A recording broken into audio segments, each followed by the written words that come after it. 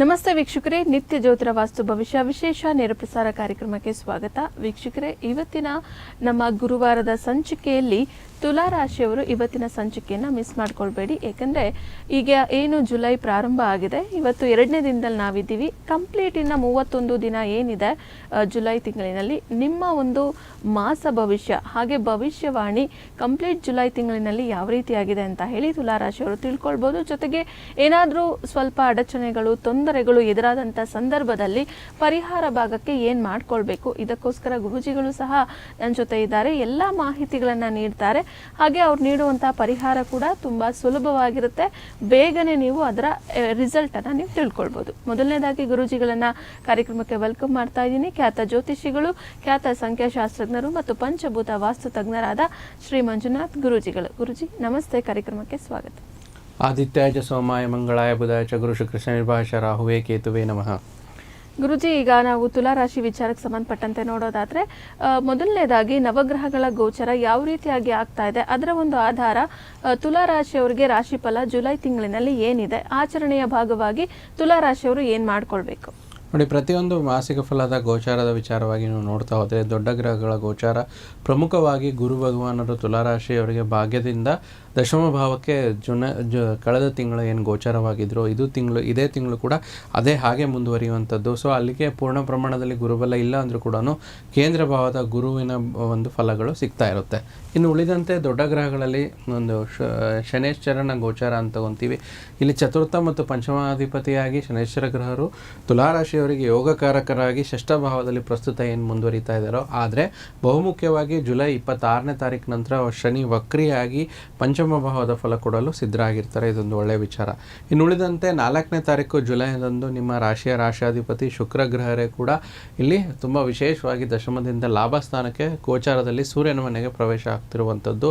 ಹಾಗೆ ಜುಲೈ 16ನೇ ತಾರೀಕರಂದು ಲಾಭಾಧಿಪತಿಯಾದ ಸೂರ್ಯ ಭಗವಾನರು ಪ್ರಸ್ತುತ 9ನೇ ಮನೆಯಲ್ಲಿದ್ದು ದಶಮ ಭಾವಕ್ಕೆ ಕೇಂದ್ರ ಭಾವದಲ್ಲಿ ಗುರು ಒಟ್ಟಿಗೆ ಗೋಚಾರ ಆಗ್ತಾರೆ. ಗುರು ಆಲ್ರೆಡಿ ಅಲ್ಲಿದ್ದಾರೆ, ಸೂರ್ಯ ಕೂಡ ಬಂದು ಅಲ್ಲಿ ಸೇರ್ಕೊತಾರೆ 17ನೇ ತಾರೀಕು ನಂತರ.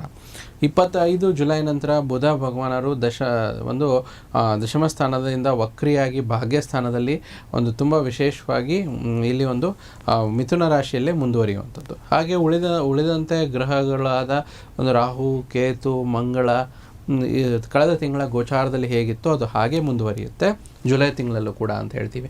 ಮತ್ತು ತುಂಬ ವಿಶೇಷವಾಗಿ ಈ ತಿಂಗಳು ಆಚರಣೆ ಭಾಗವಾಗಿ ತಾವು ಕೇಳಿದ್ರಿ, ಜುಲೈ 29ನೇ ತಾರೀಕು ಗುರುಪೂರ್ಣಿಮೆ ಇರುವಂಥದ್ದು. ಹಾಗಾಗಿ ಯಾರಿಗೆ ಜಾತಕದಲ್ಲಿ ಒಂದು ಗುರುಬಲ ಇಲ್ಲ, ಗುರು ನೀಚವಾಗಿದ್ದಾರೆ, ಗುರು ಚಾಂಡಾಲ ಯೋಗ ಇದೆ, ಇನ್ನೇನು ಸಮಸ್ಯೆಗಳು ನಿಮಗೆ ಇದ್ದರೂ ಈ ಒಂದು ಗುರುಪೂರ್ಣಿಮೆಯಂದು ಗುರುಗಳ ಆರಾಧನೆ ಮಾಡುವಂಥದ್ದು, ಗುರು ರಾಘವೇಂದ್ರ ಸ್ವಾಮಿ, ಗುರು ದತ್ತಾತ್ರೇಯ ಮತ್ತು ಸಾಯಿಬಾಬಾ, ನಿಮ್ಮ ಇಷ್ಟ ದೇವರ ಒಂದು ಆರಾಧನೆ, ಗುರುವಿಗೆ ಸಮಾನರಾಗಿರುವಂಥ ದೇವರ ಆರಾಧನೆಯಿಂದ ಗುರು ಒಂದು ಕೃಪೆಗೆ ಒಳಗಾಗಿ ನಿಮಗೆ ಒಂದು ಆಶೀರ್ವಾದ ಲಭಿಸುತ್ತೆ.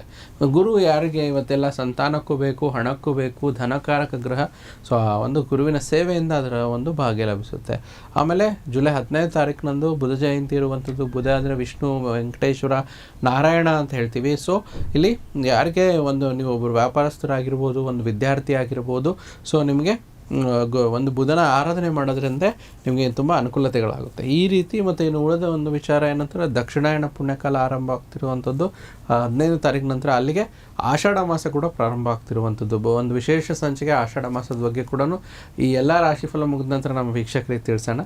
ಸೊ ಆ ಆಚರಣೆ ಬರುವಂಥದ್ದು. ಸೊ ಈ ರೀತಿ ಒಂದು ತುಲಾ ರಾಶಿಯವರಿಗೆ ಜುಲೈ ತಿಂಗಳಲ್ಲಿ ನವಗ್ರಹಗಳ ಗೋಚಾರ ಮತ್ತು ವಿಶೇಷವಾದ ಆಚರಣೆಯ ಫಲಗಳು ಜರುಗುವಂಥದ್ದು.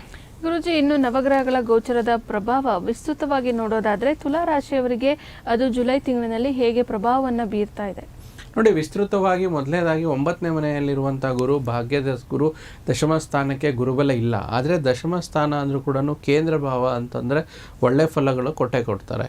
ಸೊ ಇಲ್ಲಿ ನಿಮ್ಗೆ ಏನಾಗುತ್ತಂದರೆ ಶನಿ ಪರಮಾತ್ಮ ಕೂಡ ಇಲ್ಲಿ ಒಂದು ಚತುರ್ಥಾಧಿಪತಿ, ಪಂಚಮಾಧಿಪತಿ ಮತ್ತು ಪೂರ್ವ ಪುಣ್ಯದ ಅಧಿಪತಿಯಾಗಿ ಷಷ್ಠಭಾವದಲ್ಲಿ ಇದ್ದರೂ ಕೂಡ ವಕ್ರಿಯಾಗಿ ಪಂಚಮಭಾವದಲ್ಲಿ ಉತ್ತಮ ಫಲ ಕೊಟ್ಟರೆ, ಇಲ್ಲಿ ದಶಮ ಶುಕ್ರ ಇರುವಂಥದ್ದು, ದಶಮ ಗುರು ಇರುವಂಥದ್ದು ಒಳ್ಳೆ ಫಲಗಳನ್ನು ಕೊಡ್ತಾರೆ. ಆದರೆ ದಶಮ ಭಾವ ಅಂತ ನಾವೇನು ಹೇಳ್ತೀವಿ ಅಂದರೆ ಹೌಸ್ ಆಫ್ ಜಾಬ್ ಮತ್ತು ಹೌಸ್ ಆಫ್ ಪ್ರೊಫೆಷನ್ ಅಂತ ಹೇಳ್ತೀವಿ. ಸೊ ರಾಶಾಧಿಪತಿ ಶುಕ್ರ ಭಗವಾನರು ಕೂಡ ದಶಮದಲ್ಲಿದ್ದಾಗ, ಗುರುವಟ್ಟಿಗೆ ಇದ್ದಾಗ ಅಭಿವೃದ್ಧಿ, ಒಂದು ಕೆಲಸದಲ್ಲಿ ಅಭಿವೃದ್ಧಿ ಸಿಗುವಂಥದ್ದು ಮತ್ತು ಸಹವರ್ತಿಗಳಿಂದ ಸಹಕಾರ ಅಂದರೆ ಕಲೀಗ್ಸ್ ಅಂತ ಹೇಳ್ತೀವಿ, ಅವರಿಂದ ಅವರಿಂದ ಕೋಆಪ್ರೇಷನ್ ಜಾಸ್ತಿ ಸಿಗುತ್ತೆ. ಅಥವಾ ಮೇಲಾಧಿಕಾರಿಗಳು who are your reporting to the officers ಅಂತ ಹೇಳ್ತೀವಲ್ಲ, ಅವರ ಹೊಗಳಿಕೆ ತುಂಬ ಸಿಗುತ್ತೆ. ಮತ್ತು ಹಲವಾರು ವಿಚಾರದಲ್ಲಿ ಅನೇಕ ಅನುಕೂಲತೆಗಳು ತುಲಾರಾಶಿಯವರಿಗೆ ಜುಲೈ ತಿಂಗಳಲ್ಲಿ ಜರುಗ್ತಾ ಇರುವಂಥದ್ದು. ಮತ್ತು ತುಂಬ ಒಂದು ವಿಚಾರದಲ್ಲಿ ಒಂದು ಸಕಾರಾತ್ಮಕ ಅಂದರೆ ಸಾಲಬಾಧೆ ಕಡಿಮೆ ಆಗುವಂಥದ್ದು, ರೋಗ ಕಡಿಮೆ ಆಗುವಂಥದ್ದು, ಎಲ್ಲರನ್ನೂ ಧೈರ್ಯದಿಂದ ಮಾತಾಡಿಸುವಂಥ ಒಂದು ಕೆಲಸ ಮಾಡ್ತಿರುವಂಥದ್ದು, ಅಣ್ಣ ತಮ್ಮಂದರ ಸಹಕಾರ ವಿಶೇಷವಾಗಿ ಸಿಗುತ್ತೆ, ಕುಟುಂಬದಲ್ಲಿ ಒಗ್ಗಟ್ಟು ಮೂಡುವಂಥದ್ದು. ಇದರಿಂದ ಮಾನಸಿಕ ಸ್ಥಿತಿಗತಿಗಳು ಕೂಡ ಚೆನ್ನಾಗಾಗುತ್ತೆ, ಶತ್ರುಗಳ ಒಂದು ಕಡತ ಆಗುತ್ತೆ, ಅನುಕೂಲತೆಗಳಿಗೆ ಹೆಚ್ಚಿನ ಒಂದು ಗುರು ಭಗವಾನರಿಂದ ಆಶೀರ್ವಾದ ಕೂಡ ಸಿಗುತ್ತೆ. ಮತ್ತು ಶತ್ರುಗಳ ಪಲಾಯನ ಮತ್ತು ಮಿತ್ರತ್ವ ಪ್ರಾಪ್ತಿ, ಅದ್ರ ಜೊತೆಯಲ್ಲಿ ಗುರುಬಲ ಇನ್ನಷ್ಟು ಗಟ್ಟಿಗೊಳಿಸಲು ಗುರುಪೂರ್ಣಿಮೆಯನ್ನು ಆಚರಣೆ ಮಾಡುವಂಥದ್ದು. ನಾವು ಮೊದಲೇ ಹೇಳಿದಾಗೆ ಗುರುಪೂರ್ಣಿಮೆ ಆಚರಣೆ ಎಲ್ಲರಿಗೂ ಬದ್ಧ, ಅದರಲ್ಲೂ ವಿಶೇಷವಾಗಿ ಒಂದು ತುಲಾರಾಶಿಯವರ ವಿಚಾರದಲ್ಲಿ ಇನ್ನೂ ಅನುಕೂಲ ಆಗುತ್ತೆ. ಇನ್ನು ಬುಧ ಭಗವಾನರು ಕೂಡ 9ನೇ ಮನೆಗೆ ಸ್ಥಾನಕ್ಕೆ ವಕ್ರಿಯಾಗಿ ಮಿಥುನ ರಾಶಿಗೆ ಬರೋದರಿಂದ ಇಲ್ಲೇನಾಗುತ್ತೆ, ತಂದೆಯಿಂದ ಒಂದು ಒಳ್ಳೆಯ ಉತ್ತಮ ಸಹಾಯ ಸಹಕಾರ ಸಲಹೆಗಳು ದೊರಕುತ್ತೆ. ತುಲಾರಾಶಿಯವರಿಗೆ 9ನೇ ಮನೆ ಗುರುವಿನ ಸ್ಥಾನ ಆಗಿರೋದ್ರಿಂದ ಗುರುವಿನ ಭಾಗ್ಯ ಕೂಡ ಲಭಿಸುತ್ತೆ. ಒಂದು ಒಳ್ಳೆಯ ಸಲಹೆ, ಒಂದು ಒಳ್ಳೆಯ ಸಮಾಧಾನ, ಒಂದು ಧೈರ್ಯಕ್ಕೆ ಒಂದು ಕಾರಣ ಅದೇ ಗುರು ಅಂತ ಹೇಳ್ತೀವಲ್ಲ. ಸೊ ಇದು ಇವತ್ತಿನ ಒಂದು ಗುರು ಅನುಗ್ರಹದಿಂದ ಒಳ್ಳೆಯ ಸಂಪಾದನೆ ಕೂಡ ಮಾಡ್ಕೋಬೋದು ತುಲಾರಾಶಿಯವರು. ಮತ್ತು ಪ್ರತಿಯೊಂದು ವಿಚಾರದಲ್ಲಿ ಒಂದು ದೇವಾಲಯ ದರ್ಶನ ಆಗ್ಬೋದು, ಒಂದು ಧಾರ್ಮಿಕ ಯಾತ್ರೆಗಳನ್ನು ತೆಗೆದುಕೊಳ್ಳುವಂಥದ್ದು, ಇದೆಲ್ಲ ವಿಚಾರ ಅನುಕೂಲ ಬುಧನಿಂದ ಬರುವಂಥದ್ದು. ಇದರಿಂದ ಜುಲೈ ತಿಂಗಳಲ್ಲಿ ದೈವಾನುಗ್ರಹ ಹೆಚ್ಚಾಗಿ ಲಭಿಸುತ್ತೆ. ಮತ್ತು ಬುಧ ಒಂದು ತುಂಬ ಒಂದು ಷಷ್ಠಾಧಿಪತಿ ಸ್ಥಾನದಲ್ಲಿರುವಂಥದ್ದು, ಭಾಗ್ಯಸ್ಥಾನದಲ್ಲಿ ಗೋಚರ ಆಗ್ತಿರೋದ್ರಿಂದ ತುಲಾರಾಶಿಯವರಿಗೆ ಯಾರ್ಯಾರು ವಿದೇಶದಲ್ಲಿರ್ತಾರೋ, ವಿದೇಶ ಪ್ರಯಾಣ ಮಾಡ್ತಿರ್ತಾರೋ, ಇಷ್ಟಪಡ್ತಿರ್ತಾರೋ ಅವರಿಗೆ ತುಂಬ ಒಳ್ಳೆಯದಾಗುತ್ತೆ. ಮತ್ತು ಫಾರಿನ್ ಕ್ಷೇತ್ರದಲ್ಲಿ ಇಂಪೋರ್ಟ್ ಎಕ್ಸ್ಪೋರ್ಟ್ ಬಿಸ್ನೆಸ್ ಮಾಡುವಂಥವ್ರು, ವಿದೇಶದಲ್ಲಿ ವಿದ್ಯಾಭ್ಯಾಸ ಮಾಡುವಂಥವ್ರು ಕೂಡ ಸಮಸ್ಯೆಗಳು ದೂರವಾಗಿ ಸುತ್ತಲಿನ ವಾತಾವರಣ ಸಕಾರಾತ್ಮಕವಾಗಿ ಪರಿಗಣನೆಗೊಳ್ಳುತ್ತೆ. ಮತ್ತು ಈ ರೀತಿ ಅನುಗ್ರಹಗಳು ಅನೇಕ ವಿಸ್ತೃತ ಪ್ರಭಾವದಿಂದ ತುಲಾರಾಶಿಯವರಿಗೆ ಜುಲೈ ತಿಂಗಳಲ್ಲಿ ಲಭಿಸ್ತಾ ಇರುವಂಥ. ಗುರುಜಿ, ರಾಷ್ಟ್ರಾಧಿಪತಿ ಗೋಚರ ಯಾವ ಸ್ಥಿತಿಯಲ್ಲಿ ಆಗ್ತಾ ಇದೆ, ಇದರಿಂದ ಎಷ್ಟು ಅನುಕೂಲತೆಗಳನ್ನು ತುಲಾರಾಶಿಯವರು ಜುಲೈ ತಿಂಗಳಿನಲ್ಲಿ ಪಡೆದುಕೊಳ್ತಾರೆ, ಎಷ್ಟು ಲಾಭ ಎಷ್ಟು ನಷ್ಟ ಇದೆ ಇವರಿಗೆ? ನೋಡಿ, ರಾಷ್ಟ್ರಾಧಿಪತಿಯ ಗೋಚಾರ ತುಂಬ ವಿಶೇಷವಾಗಿ ಬಹಳ ಒಳ್ಳೆಯ ಅಂಶ. ಸೂರ್ಯ ಭಗವಾನರು ಸ್ವಲ್ಪ ಶತ್ರುಗ್ರಹ ಆಗಿರೋದ್ರಿಂದ ಸ್ವಲ್ಪ ಫಲಗಳು ನಿಧಾನ ಬರ್ಬೋದು. ಅಂದರೆ ಸಿಂಹ ರಾಶಿಗೆ ಒಂದು ರಾಷ್ಟ್ರಾಧಿಪತಿ ಬರೋದ್ರಿಂದ. ಸೊ ಇಲ್ಲೇನಾಗುತ್ತೆ, ಲಾಭಸ್ಥಾನಾಧಿಪತಿ ಸೂರ್ಯ ಭಗವಾನರು ಕೂಡ ದಶಮ ಮತ್ತು ಕೇಂದ್ರ ಸ್ಥಾನಕ್ಕೆ ಅಧಿಪತಿಯಾಗಿ ಗುರುವಟ್ಟಿಗೆ ಸೇರಿಕೊಳ್ಳುವಂಥದ್ದು, ಎಲ್ಲಿ ಒಂದು ದಶಮ ಸ್ಥಾನದಲ್ಲಿ.